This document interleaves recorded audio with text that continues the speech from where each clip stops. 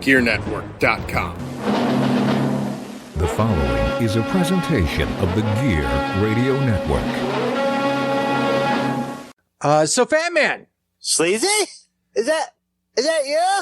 Yes. I hear you're deaf. What? I said I hear you. Oh, you motherfucker. Well, at least we have Dietz on. Wait, what? Brandon Dietz is with us? Oh my goodness. Well, we have to talk more about that on the wrestling show.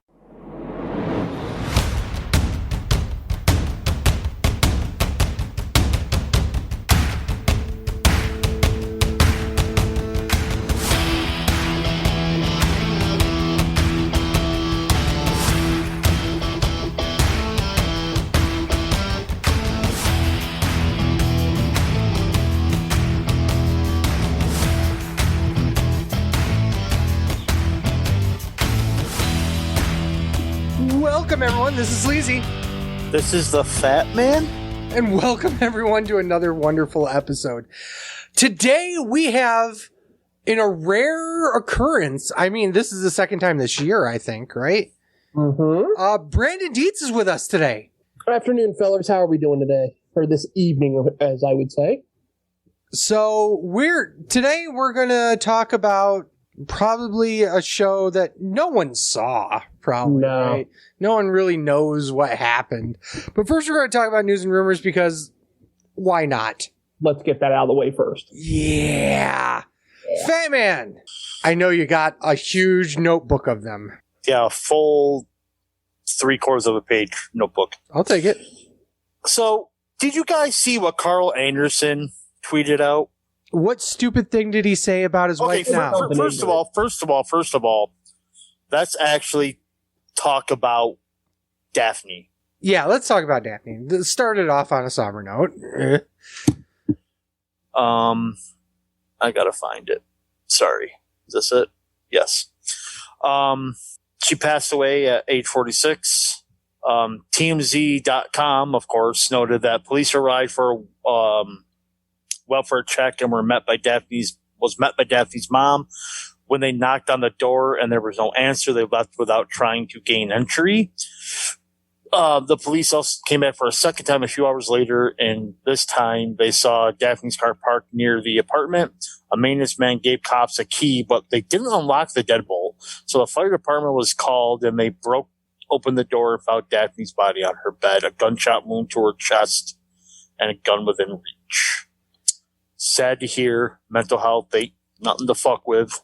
I know she's had previous issues or a history of issues pertaining to potentially CTE. She blames it on some bad bumps and concussions from TNA. Overall, it's a very crappy situation.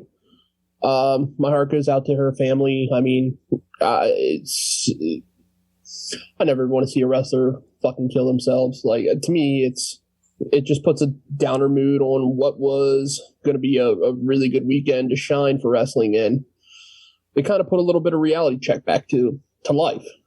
And prayers go out to her and her family, and just gone too soon, dude.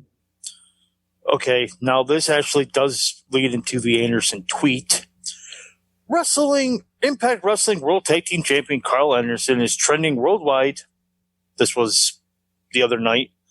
After getting into it with several friends on Twitter over his response to WWE reminding their roster about mental health counseling after the tragic death of Daphne. WWE issued a text message to the roster today to remind them that, they have access to company-paid mental health consultants if they need it. Carl Anderson responded to a tweet on WWE saying, "They suck, bro." He added in a follow-up tweet, "Not deleted, don't care, they suck, see ya." Okay, let's touch upon one thing there first. Did WWE actually send out a tweet stating they sent a text out? I'm pretty sure no. The answer is no. No. Because I believe it made the rounds and it made it to the dirt sheets. Right. So for Carl Anderson, now keep in mind, hashtag hot Asian wife. so I'm always on his side no matter what, but not in this particular circumstance. What the fuck are you doing? I mean, it was a private text to their employees. They were reminded that they have mental health, doctors, therapists, whatever you want to call it, on site. And more than one person tweeted at him saying, hey, they helped me out. I can't remember who it was, but it was somebody that's not even with the company anymore, if I remember correctly. I think it was like Jake Atlas or something. But yeah, what the fuck are you doing there? Oh, I got several responses from Anderson. Somebody asked him out. Somebody actually tweeted the Young Bucks and Kenny Omega, come get your boy, he's wasted. And Anderson goes, God, you're gross. You're you're the reason why I don't do autograph signings, Mark. And then he called him, what a stupid Mark, bye. And somebody replied to that. Can I chime in here real quick? Go ahead. So he won't do an autograph signing, but he will go to Jimmy's Famous Seafood and do an event there? It's a work, bro. It's a work. Okay. When you act like an asshole, you're going to be an asshole. Yeah, I know. Somebody tweeted back at him, can't talk about loving everybody and then go on multiple bitter anti-WWE tirades, even on a post about them providing mental health services. I mean, you can, and people can call you an ass for it. When are you going to start actually being positive instead of just being all talk? Anderson tweeted back, go away.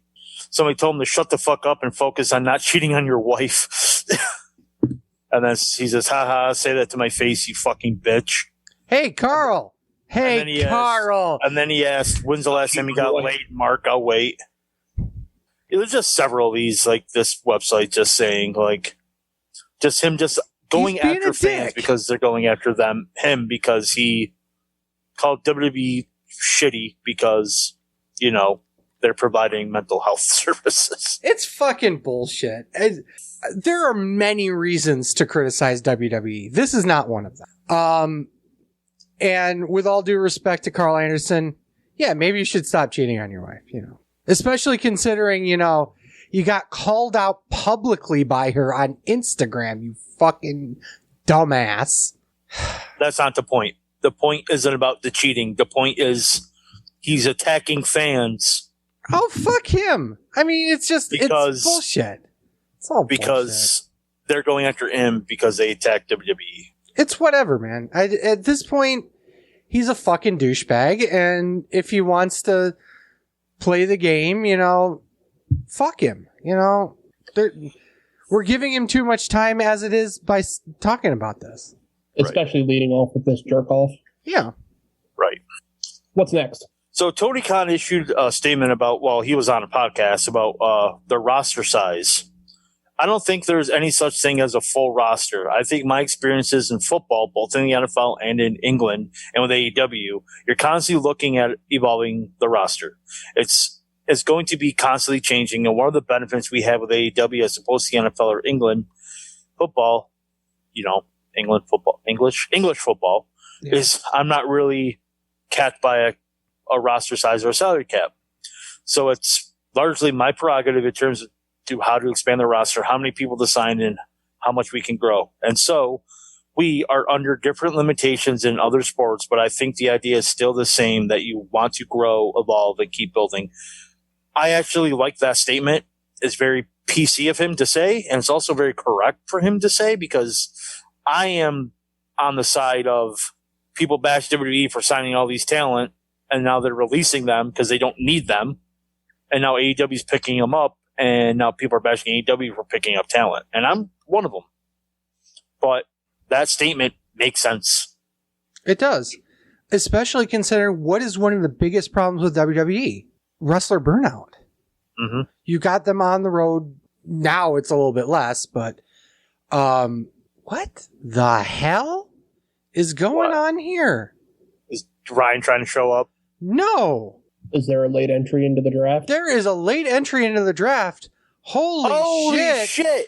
Ladies and gentlemen, I give you Travis Canning is here. What the hell is the pleasure of you doing here for? I happen to be off on this boring old Tuesday, and I thought you guys are entertaining fuckers, and I just wanted to have some fun. Well, I appreciate you showing up, and we're in the middle of talking about news and rumors. We've right now we're talking about Tony Khan and his propensity to sign talent. But I think where I was going with all that is the fact that once again, what a better way to make sure that you're rotating out your talent well than to make sure you have a shit ton of good talent to move into those spots. So. Oh, I agree with that. And I think, again, I was bashing him. Like, why is he signing all this talent? But there is a reason why, and it will bring their name brand up. Update on Brian Knobs. He is still not doing well. He's received 10 blood transfusions. He's had complications from iron deficiency, has prevented the doctors from conducting the exams and tests to his vital organs to determine the underlying condition of his illness. Wow. Yeah. I didn't even know he was sick, to be honest with you. Yeah. Yeah, he's been in the hospital for about a month. Oh. Yeah, I'm sorry about that. That's to me, I always remember Brian Knobs just a big old goofball, and I hate to see him suffer like that. Yeah. Let's talk about more. You got anything bright? Please. Yeah, I know. It's just news and rumors. I always do that. The bright stuff last. Jesus. Because Debbie Downer over here. We normally end the show with news and rumors, but we decided to do it first. Changes to NXT. There's rumors going around that McMahon and Bruce Pritchard are going to produce NXT. According to...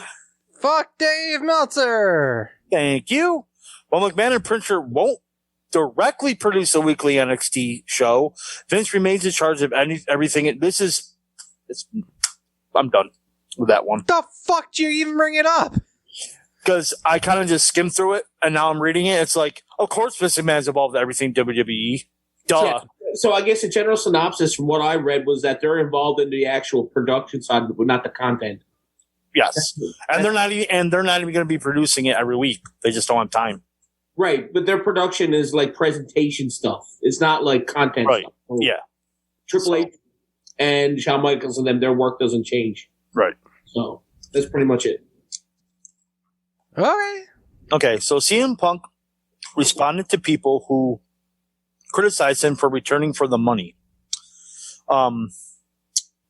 Okay, there's a quote. What I mean is, it's not all about the money for me, because if it was, I would probably have been the main event of WrestleMania this past year. I would have been at the Royal Rumble. Everybody's different. Every situation is different. There's some people that don't like me, so they're all going to hear is, oh, he's just doing it for the money, and I could give a shit. Then why comment on it? For one, okay, whatever. The proof is in the pudding. Doesn't matter why I'm doing. Proof is in the pudding. Does it really matter why I'm doing it? Do you really care? If you don't like me, don't watch. It's a perfect storm. It's a lot of everything. It's a lot of money. It's the freedom. It's the creative, and it's the possibility to work with young, talented people that excite me. So he did say that partly it is about the money, but you literally came out and said 2 years ago it would take a Brinks truck for you to come back, and now you're bitching, complaining that when you come back, people are criticizing you came back for the money. Yeah. Is the criticism deserved? No. Is it earned? Yes, because you said it. That's my take on it. Yeah, I mean, I don't think he said that as a criticism. I think he said it more as an observation. I don't think he gives two shits what people think. No, he doesn't. But you can't go out and say, oh, it'll take a lot of money for me to come back to wrestling. And then you come back and people are like, oh, it took a lot of money for you to come back, and be pissed off about it. Okay, to be fair, when he said that, was AEW an actual company at the point? Yes. Okay, so was that during StarCast? Yes. Okay. He was also on Fox and tiptoeing around going back with WWE at the time. They were on him then about coming back. So that was probably his way of like fucking letting them know that he was playing hardball. Yeah. So I can't give him shit for that. Well, I'm not giving a shit for it, but I'm just saying It doesn't matter, because at the end of the day, Of course if it wasn't about money at all, he'd be fucking working AEW. You know, okay, he'll show up in fucking Pro Wrestling Guerrilla once. You know, if it wasn't about the money, we've already seen him in 7 years to come back. Yeah. You know, I'd say when he was in WWE last going off, when he re-signed in 2011, I'd say when he re-signed then, it was about the money. If I'm being like... Oh, absolutely. Oh, yeah. 100%. You know what I mean? Because he didn't really want to be there, and WWE kind of like nudged him with a few extra bucks and sweet-talked him into a better position there for a couple of years until he started treating like shit again. Then he left because he was injured and wasn't getting time off. But I'd argue that back then, in that like 3-4 year span, it was more about the money than what it is now.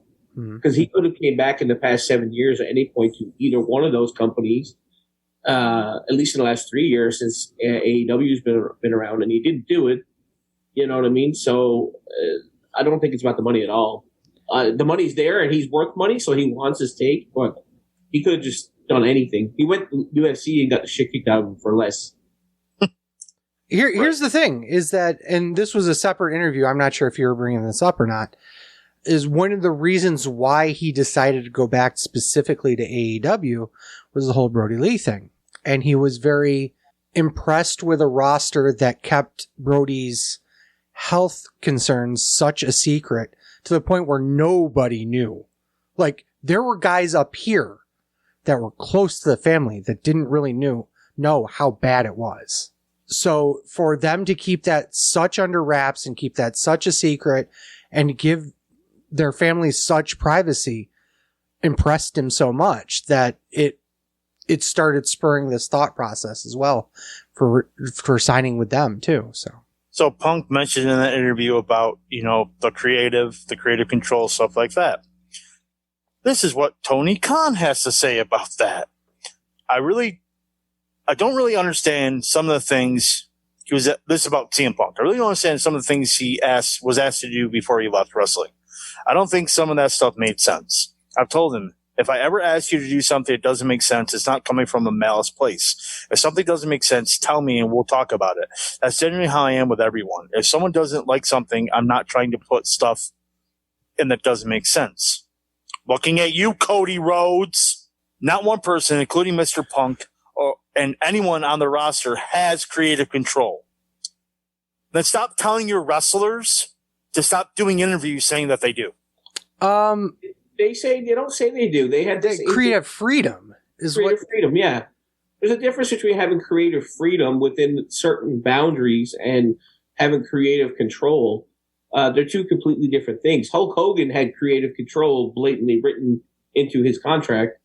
I don't think anybody in AEW has that. I don't think so either. But at the same time, they are using the phrase creative control, not creative freedom. Creative control. Well, tell them to use the phrase creative for freedom then. Yeah. The other side of that is too, and then this is just me. I know Tony Khan's a wrestling encyclopedia, like we are all are to some degree from watching wrestling over the years. Mm-hmm. But Tony Khan doesn't have a fucking clue about running a wrestling promotion on his own.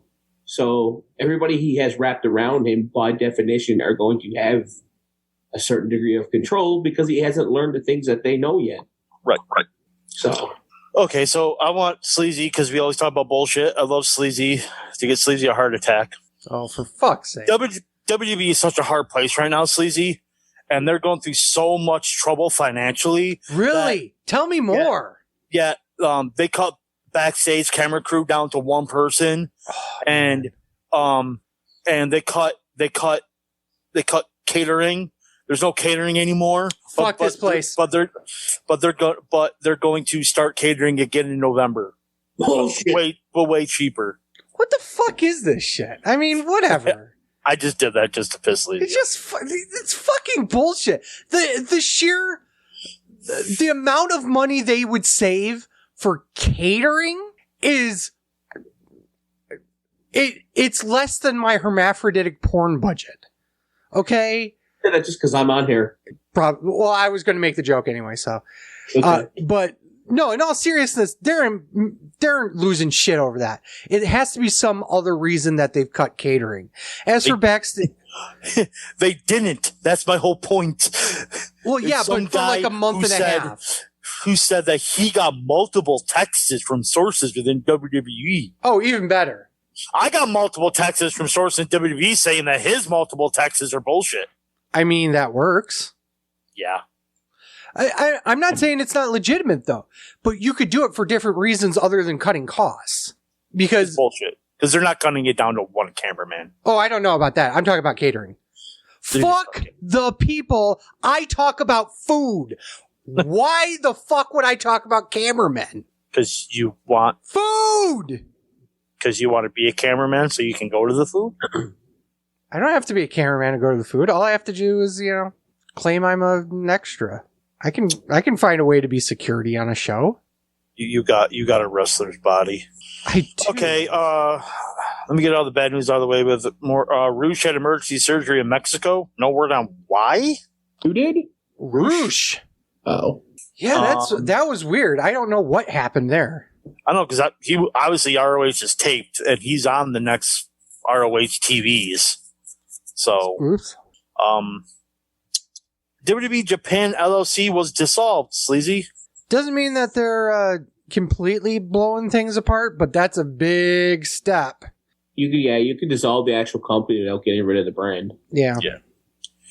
COVID vaccination card is required to attend the AEW Dynamite show at Arthur Ashe Stadium in New York City. That's not a surprise. But it's a New York City mandate. Mm-hmm. Let's get okay. One more bad thing, Sleazy. Fuck is this Debbie Downer show here? Wrestle Kingdom Oh, for fuck's sake. is now going to be 3 nights. How's it a bad thing? I Sleazy can't doesn't do like it as 2 8 nights. hours a night for 3 fucking nights now. Jesus Christ. January 4th and 5th at the Tokyo Dome, and then January 8th in Kraken Hall, probably. Yokohama Arena. Yokohama? Okay. Oh, Jesus Christ. They do it consistently throughout the year. I would agree with you, but like once a year, having that like fucking that big, multi-day event, I think that's amazing. There's no difference to doing that than having WWE having 3-4 events in a row on WrestleMania weekend. Or they do like the Raw and SmackDown tapings, and do NXT, then do like the pay-per-view. Yeah, but there's also like a month's worth of G1 Yeah, I was going to say there's like... that are like 3 hours a night each night. They just did a couple 2 or 3 night events. They do it year round, which they just brand it that way. It's not like they do it like back to back to back to back to back. Yeah, right. That's what I'm saying. They don't have weekly television programming over there either. Yes, they do. Yeah, they do. Really? Yeah, they do. Yeah, it's on Access. Yeah, their Access TV is also on their live. I'm fucking ignorant. Yeah. My Yes, you apologies. are. Well, here's the thing. Dietz is sitting there patiently, just like, can we talk about AEW? Come on, let's do AEW. I don't mind a 3-day card, but it better be fucking worth it. Yo, dog, I heard you like tag team matches. That's Wrestle Kingdom. That's 6-man tag with Jushin Thunder Liger. Sorry, Again. Sleazy. AJ Lee probably won't be returning to the ring because she has neck issues. What is with you and the Debbie Downer stories? God damn it. Enough of this. Sorry, Sleazy. Don West's cancer is in remission. There we go. That's better. That's better. 8 chemotherapy treatments, too, by the way. Jesus Christ. It's like 8 chemotherapy and like 15 radiation. Mhm. Yeah. It's good to hear, though. That's brutal. It But is. I'm happy he's getting back. WrestleMania 38 will most likely be 2 nights, Sleazy. So which night you going to? Night 1 or night 2? Both. Oh. See? Didn't we have this discussion about how you would only go to one night? if you No, were down I there? said specifically most casual fans would only go to Saturday night so they could fly home on Sunday. Which you're wrong. Most casual fans, if they're there, will go to both nights. And then go to I go Kaiju for- Big Battle afterwards. I love Kaiju Big. I was gonna say I love Kaiju Big Battle. I would absolutely do. Ken the Box for the Gabe- win. Listen, the best worst match ever was Ken the Boss versus Mecha Mummy. It's the greatest match in Chikara history. That's without a doubt. And wasn't even a Chikara match. That's why it's the greatest match in Chikara history. Gabe Stevenson has officially signed with WWE. Yep. Britt Baker re-signed a new contract with AEW. That's not surprising. Shock of shock. I wonder why she would be a long-term superstar in AEW. The Miz is to appear on Dancing with the Stars. That's going to be stupid, but whatever. And saving the best for last, Sasha Banks was backstage on SmackDown, so she's probably going to debut again this coming Friday. That is not the best. That is not the last. There is one more rumor that came out today. You don't have it on your sheet. Ooh. Let me guess. Does it have something to do with Kevin Owens? Yep. Fuck the fucking marks. You fucking marks. All you fucking marks. He sits there and tweets one fucking coordinate just to rile your fucking marks up. And all of a sudden, Kevin Owens' contract's ending a lot sooner than everyone thought. It's ending in January. Apparently. Fucking marks. All of you. I would just like to see it again. I'm not saying I wouldn't. I would come hard and multiple times without Asians. White everywhere. Just splooshing here and what's your there. opinion on this? It's a fucking work, bro. What's your actual opinion on this Kevin Owens contract thing? Is it just something that hit the internet after Kevin posted that tweet, or it was literally 2 hours afterwards? Sean Sapp said it 2 hours after he posted the tweet and deleted it. Right, that's fine. He's working marks. Out after that, his contract was up in January. I heard his contract does expire to 2023. I just want to see Sleazy's face when all of a sudden Unsettling Differences just plays and he just bricks everywhere. And just that'd everywhere. Be me. And just it has to be Unsettling Differences. You know what? And fuck Penta. Kevin Owens is taking the package power driver back. Oh, absolutely. I just want to point out that I knew the Marky Marks would talk about that. So let me just flip my hat around. You know, the hat that was purchased the day TNA. Kevin Steen lost his Ring of Honor championship. Wait a minute. If no one saw it, did it really happen? It really happened. There's no way Jay Briscoe is winning the ROH World Championship. Yes. So we were there that night. Yes, I know. That was the day we met. So funny story.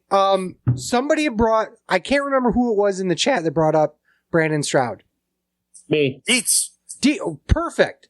Absolutely perfect. So the night we met Ryan and Travis was also the first night that I met Brandon Stroud and Daniel Matheson. And actually somewhere, I think on my Facebook, I still have the picture of the four of us. I think it's our Facebook. I think it's a wrestling show. It might be the wrestling show Facebook. If it is, I gotta get rid of it. But, because one's a fucking liar and the other one's a fucking... So the point Sexual being, harasser. Just say it. I did the tit squeeze, but okay, that worked. So which one of us is the liar and which one of us is the sexual deviant? If you got to get rid of the picture. The hermaphroditic porn lover? What do you think? Okay, you are the sexual deviant. And you're the liar because about what's about to happen here, which is AEW. And spoiler, I'm not going to be mincing words about this show. Anyone watch the pre-show? No. Yes. Okay, so you three talk about it. I didn't watch it. Well, we have at least half the staff here that watch it. So you guys talk about the 10-man. I mean, it's your solid 10-man match. I mean, I did kind of like the spot where they had Jungle Boy was on somebody's shoulders. Can't remember if it was Luchasaurus, but he ducked back down and came back up. That was a nifty little spot. That's funny. Yeah, I giggled about that, but I don't know about this whole HFO thing though. It seems stale as fuck, and it's just trying to get people in the ring with basically a legend. Is that the point? You know, let him be his own thing. Let him be the creative guy. I understand, like, he wanted to change it because the crowds weren't there. but the crowds are back. Give me crazy ass Matt Hardy. No one wants to see the worst version of Matt Hardy. I completely disagree. I agree that they're misusing Matt Hardy and it looks stupid, but I disagree with when you say don't put him with a legend, because by putting him with a familiar person, it makes him look compatible to the general audience, someone who's flicking the channel. The Private Party was breaking out on their own. Like, they had their own little shtick. Less than 1 million people. You know what I mean? So, like, no, I get what you're saying. Amongst the sphere of hardcore wrestling fans, you're absolutely right, but they're trying to increase their audience. And that's not done for you, and it's not done for me. It's done for the people that aren't going to watch it. Yep. We take them. Yep. Right? So. And it was intentionally on the buy-in, so I mean, what a better way to draw people in that haven't ordered the show yet. Yep. Let's see if that Tokyo Dome ad gets us 6 stars.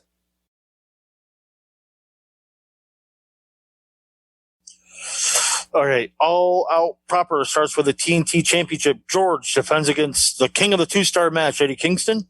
13 minutes, 25 seconds. No mouse to star ratings. I got Cannons. Cannon gave it 4 stars. So Fat Man's going to shit all over it by calling it a 2-star match. Surprisingly good match from Kingston. Good opener and the right way to start the show. Got the crowd into it. 3 stars. Yeah, I'll follow that up.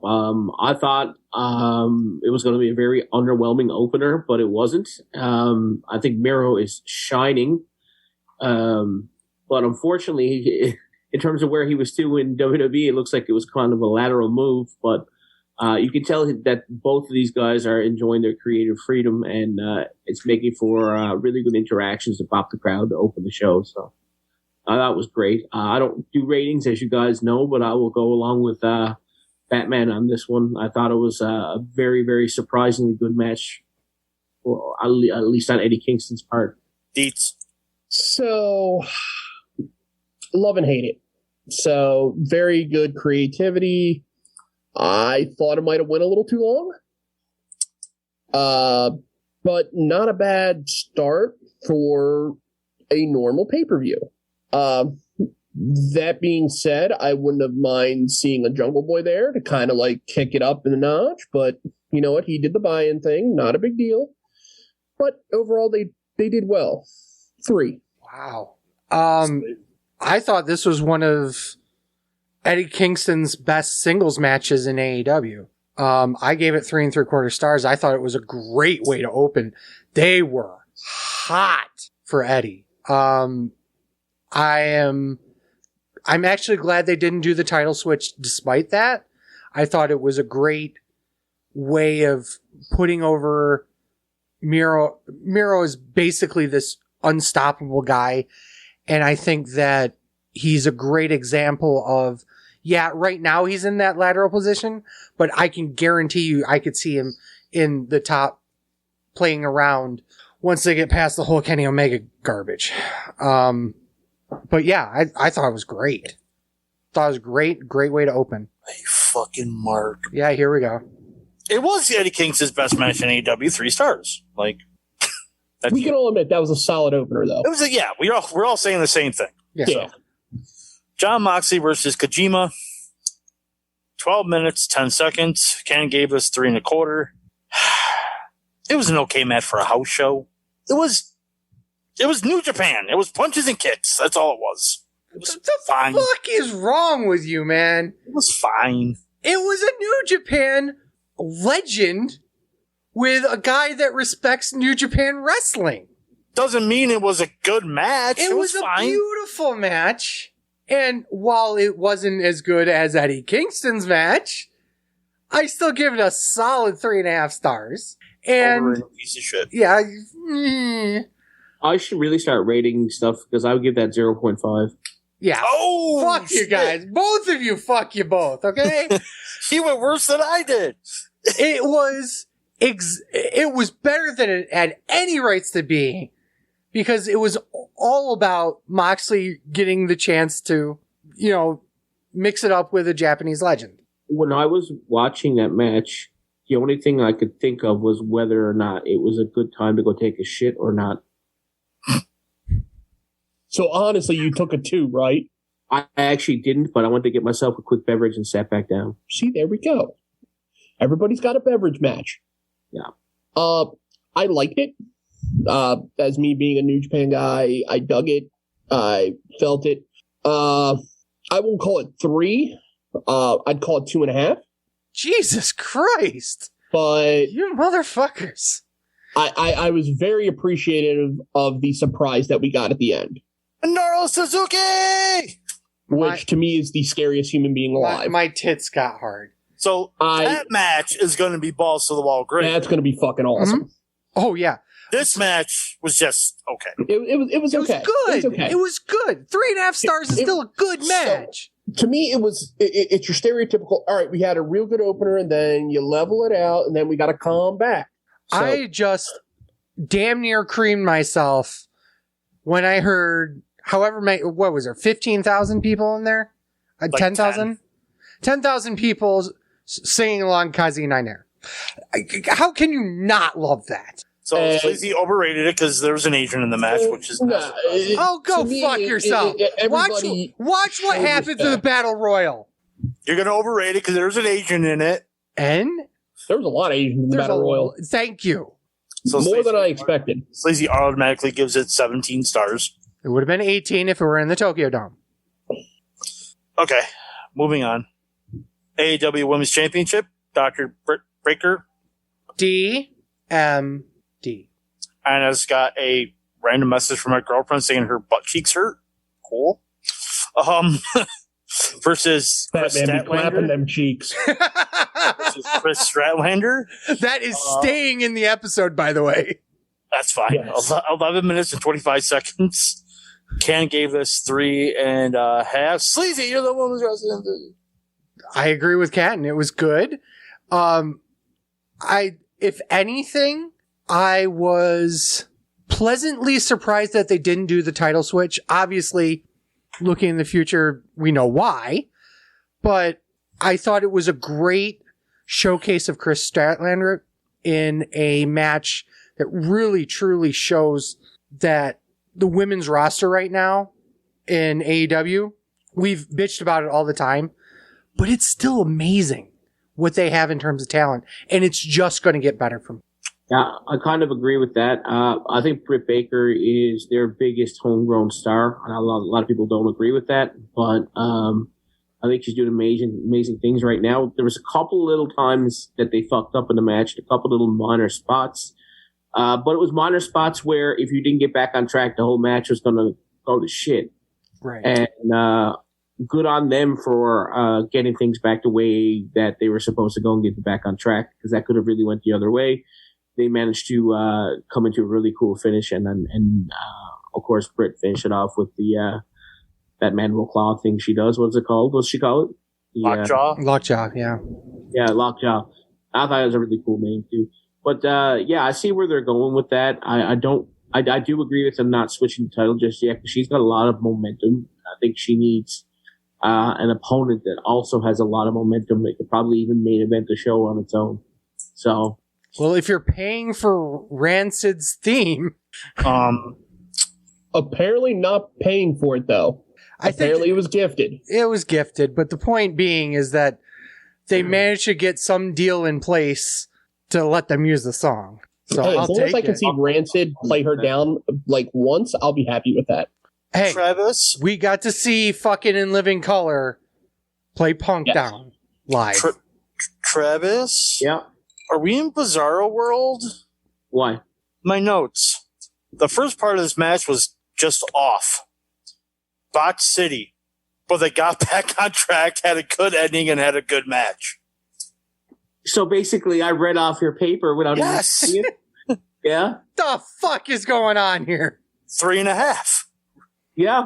Like it was. Yeah, Deep. So, yeah, I love that match. I thought it was great. I actually think that was the best match that I had watched so far. I gave it 3.75. Wow. In turn, I really like the little character nuance, because they had Orange Cassidy out there being Orange Cassidy, but then when it was time to like get up, he actually started screaming at her Oh, screaming he at just Statlander. wants her to sit on it. Which is perfectly fine, which is A-okay. But it gives him another layer of character. I absolutely 100% agree with that. And to me, I love that. Yeah, I love the character position of Orange Cassidy, but off track, why does the Diamond Mine symbol look like CM Punk's? Probably a nice ripoff. That's okay. Could be a vagina. But back to this. Yeah, great match. Little wonky, like I said, wonky in the beginning. Settled down, like the character progression. I thought Statlander was going to go over. But Britt stays alive, not so. I'm a Britt Baker fan. It's perfectly fine. We'd see her versus the winner of the Royal or the Casino Battle Royal, which is nice. We'll get there. Overall, like I said, you had up, you had platoon, and you're coming back. Ride 'em horsies. So now to Travis's favorite match of the night, steel cage match for the AEW Tag Team Championship, Young Bucks versus the Lucha Bros, 22 minutes and 5 seconds. Ken gave this 5 stars. Okay, Travis. He goes to me. So you went to me because you know I'm going to shit all over it, right? Yep. Yeah, so this match was the worst match on the card by far. I give it like 0.2 stars. And the reason for it is because absolutely no psychology whatsoever. Nothing made sense. It didn't look like you were actually trying to win a match. It's supposed to be a contest, even if it is a cage match. You're supposed to be trying to win. All it was just some fucking acrobatics inside of the fucking cage, and I hated it. There was no point. I will say this, as it went on, even the Young Bucks did try to have some semblance of a story themselves, but they would do illogical moves that would counteract everything that they were doing. It just didn't make sense at all.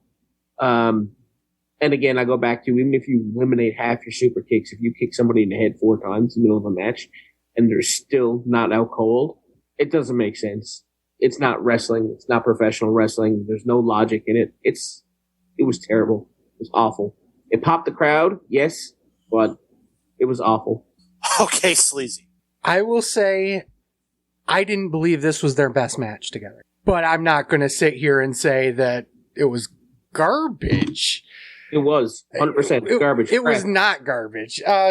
If you don't like that type of match, I get it. There are going to be times where I'm going to cream myself over some stupid comedy match featuring Grado, okay? And Fat Man's going to sit there and, you fucking Mark, you don't know shit about wrestling. It's fucking garbage. I don't give a shit. I'll never call you don't know shit about wrestling.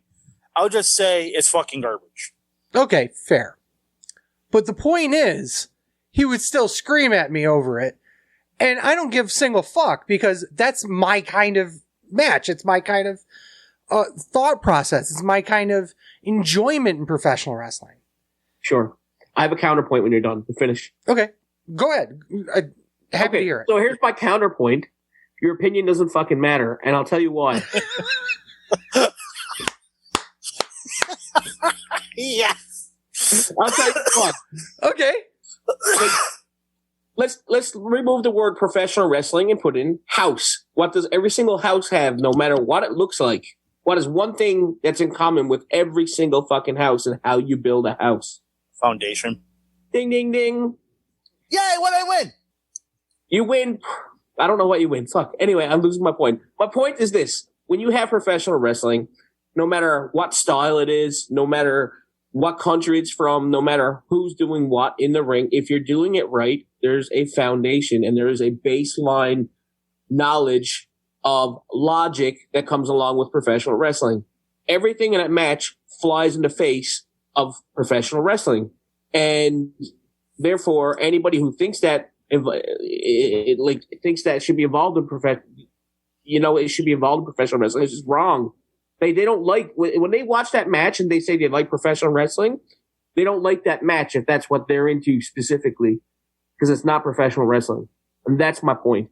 So do you believe that when Tommy Dreamer, and at the time was named Bully Ray, during the pay-per-view Hardcore Justice, had a lightsaber fight in the middle of the match?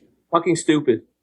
And yet, those two men probably know more about wrestling than anybody on this fucking show, and probably, frankly, anybody in that ring in that cage match. Okay. Yet they thought it was a good idea to do so.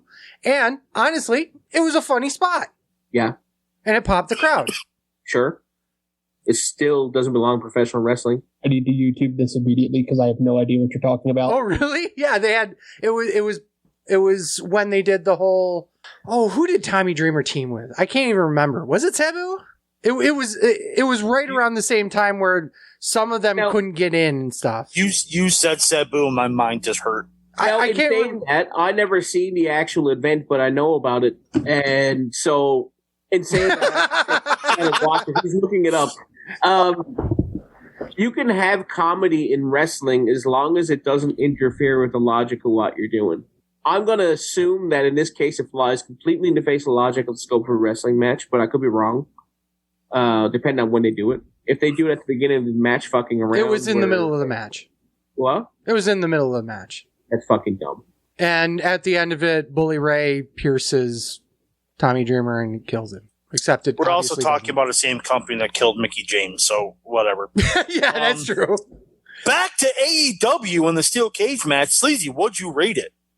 I gave it 4.5 stars. I thought it was still amazing match, but it wasn't. Okay. It wasn't their best match. I was going to say, if you gave this match 5 stars, I would have fucking punched you. I thought it was an awesome match. Yeah, it's not a 5-star match. I also gave it 4.5 stars. I couldn't go 5 due to no selling a Canadian Destroyer off the top rope, no selling a spike package pile driver, and then with Ray Phoenix at the end jumped off and cross-bodied all 3 of them, Penta just got right back up.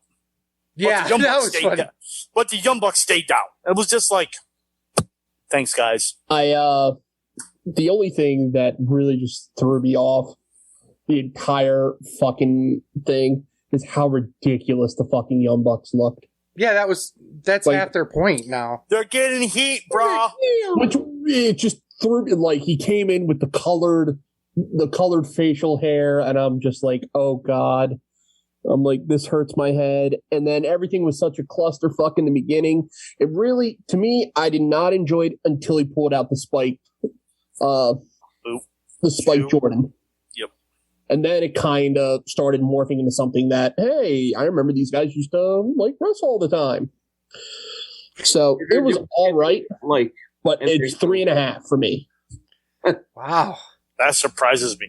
That's across the board weird. I thought that was interesting. I mean, I knew Travis was going to shit on it. I've seen better from them. Yeah, well... And that's what I expect. Yeah. Let's get off topic before we... Let's go. Oh, hold on. Now, before you do that, I just want to add one thing about the Young Bucks. I actually like them more now than I did prior to AEW. Or prior to the first year of AEW. I think they are better workers now for having better people wrapped around them. I just want to add that they have progressed in my mind as a reputable tag team to some degree. But they are still strong. Wow, this episode got away from us. Goddamn Marks had to come on the show and ruin everything and want to talk wrestling. And you know who hates professional wrestling more than anyone else? It's us. It's the fans of professional wrestling. Well, stick with us. Next week we'll have part 2 of this to come out, and we'll be able to enjoy the rest of AEW's All Out and some pretty interesting takes as well. So, as always, I am at TWS Sleazy. TWS Fat Man. And the wrestling show Twitter and Instagram is at Sleazy Fat Man. You can find us at gearnetwork.com, and you can find us every Saturday morning at 8 on your favorite podcast network. So, thanks to Brandon and Travis, and as always, for Sleazy, For the Fat Man. this is the wrestling show. Thank you guys so much for listening. Peace. Fuck Kenny Omega. Fuck Nick Gage. Fuck Dave Meltzer. A hot dog's on a sandwich. And we'll be back to you next week with the rest of this episode.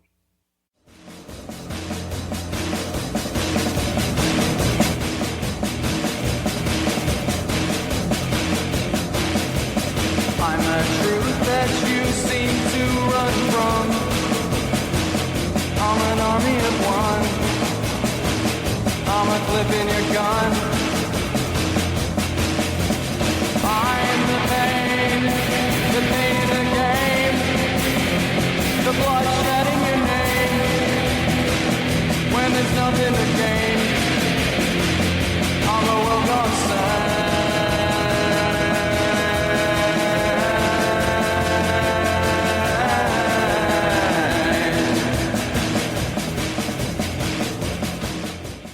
The preceding presentation has been brought to you by the Gear Network.